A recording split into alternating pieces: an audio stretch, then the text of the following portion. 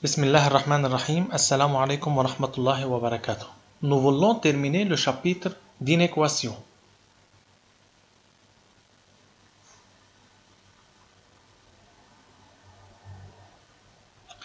Solution d'un système d'inéquation. Un système d'inéquation est un système qui comporte plusieurs inéquations. Comme résoudre ce système? Il y a deux équations. Équation 1, équation 2. Pour résoudre un système d'inéquation, il faut résoudre chaque inéquation à part. Il faut résoudre inéquation 1, déterminer la solution, puis résoudre l'inéquation 2 et déterminer la solution. Puis, trouver l'intersection des solutions de toutes les inéquations en utilisant l'axe. Tout d'abord, on commence par l'inéquation 1. x2 plus 3x moins 4 plus petit que 0. Pour résoudre une inéquation du second degré, il faut déterminer les racines. C'est x est égal à 1 et x est égal à moins 4. Dressez le tableau de signes. Comme l'inéquation 1 est une inéquation du second degré qui admet deux racines distinctes, à l'extérieur des racines, on met même signe que A, c'est positif, et entre eux, signe contraire de A, négatif. Il faut que l'inéquation 1 soit négative, donc Px négative, c'est entre moins 4 et 1. Mais comme on a strictement négative, il faut que le borne sur moins 4 et 1 soit ouvert. Donc, x2 plus 3x moins 4 plus petit que 0 pour x appartenant à moins 4, 1. Il faut résoudre l'inéquation 2. Pour résoudre une inéquation n'est pas du premier degré, il faut comparer à 0. Donc, x3 plus x plus 3 sur x moins 1 moins x plus grand que 0. Même dénominateur, on obtient cette inéquation. Puis, il faut factoriser. Déjà factoriser. La troisième étape, c'est déterminer les racines. Pour le numérateur, c'est x égale à moins 1 et x est égal à 3. Pour le dénominateur, il faut que x différent que 1. Puis, tracer le tableau de signes et mettre chaque facteur à part. Les racines doivent être dans l'ordre croissant. Premier facteur, c'est moins x2 plus 2x plus 3. À l'extérieur de racines, moins 1 et 3, même signe que A, c'est négatif. Et entre eux, c'est positif. X moins 1, c'est une équation du premier degré. À gauche, signe contraire de A, c'est négatif. Et à droite, même signe que A, c'est positif. Il faut que R soit positif. Donc, où R est positif, c'est entre moins infini, moins 1 et 1, 3. 1 assuré car x différent que A.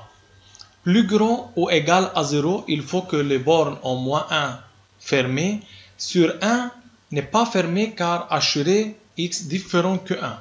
Et par suite, x appartient de moins l'infini à 1 à moins 1 fermé, union 1 ouvert car assuré en 1 jusqu'à 3.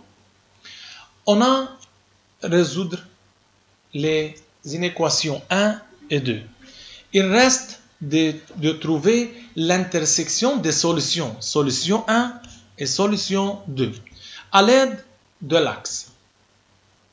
On trace l'axe, c'est moins 4, moins 1, 1 et 3 sont les nombres sur l'axe. Premier intervalle, c'est entre moins 1, 4 et 1. Premier intervalle, c'est entre moins 4 et 1. Donc, moins 4 pointillé car ouvert en moins 4. Et en 1 encore pointillé car ouvert en 1. On va les nombres entre moins 4 et 1. Donc, c'est le flèche rouge. L'intervalle 2, c'est entre moins infini 1. En moins 1, c'est fermé. Donc, de moins 1 n'est pas pointillé à moins l'infini. L'autre intervalle est de 1 ouvert à 3. Donc, de 1 pointillé jusqu'à 3.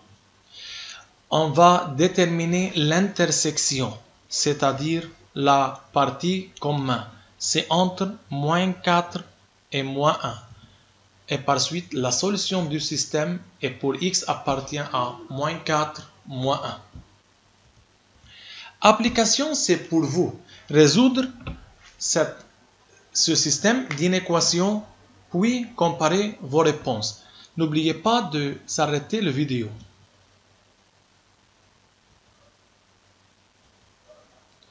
Tout d'abord, l'inéquation 1x2 plus 3 négative, c'est impossible, pas de solution.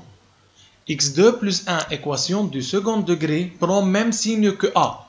Et comme a positif, donc il faut que x2 plus 3 soit toujours positif. Mais comme dans la donnée, il doit être négatif, c'est impossible, donc pas de solution. Et par suite, le système n'admet pas de solution. Exemple B.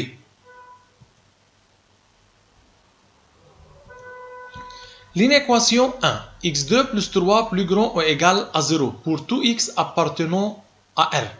Car x2 plus 1, un polynôme du second degré, n'admet pas de racine, prend même signe que a. C'est toujours positif, donc pour tout x appartenant à R. Prenons l'inéquation 2.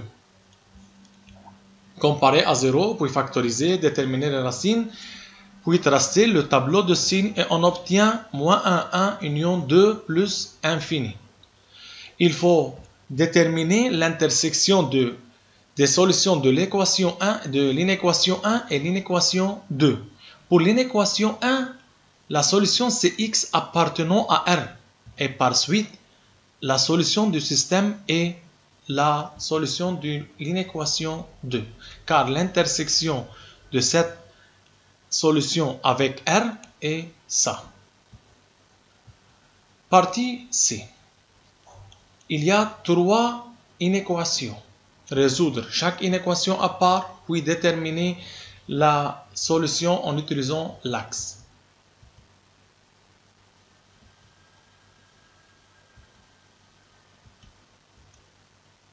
Il faut déterminer l'intersection de ces 3 intervalles. Premier intervalle de moins infini jusqu'à 1 en 1, pointillé car ouvert, plus petit strict.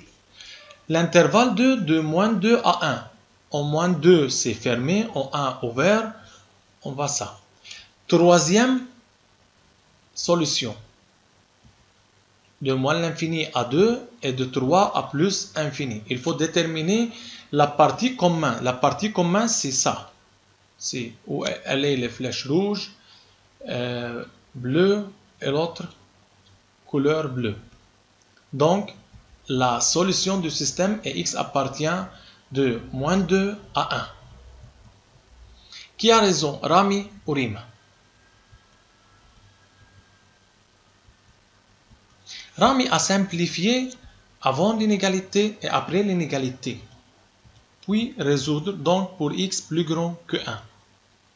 C'est x appartient à 1 plus infini. Tandis que Rima compare à 0, puis développe ou factorise, tableau de signes. La solution c'est de moins l'infini à moins 1 union 1 plus infini. Qui a raison parfaitement, c'est Rima. Il ne faut pas simplifier avant et après l'inégalité. Il faut tout d'abord comparer à 0, puis factoriser, puis déterminer les racines, tracer le tableau de signes et déterminer la solution.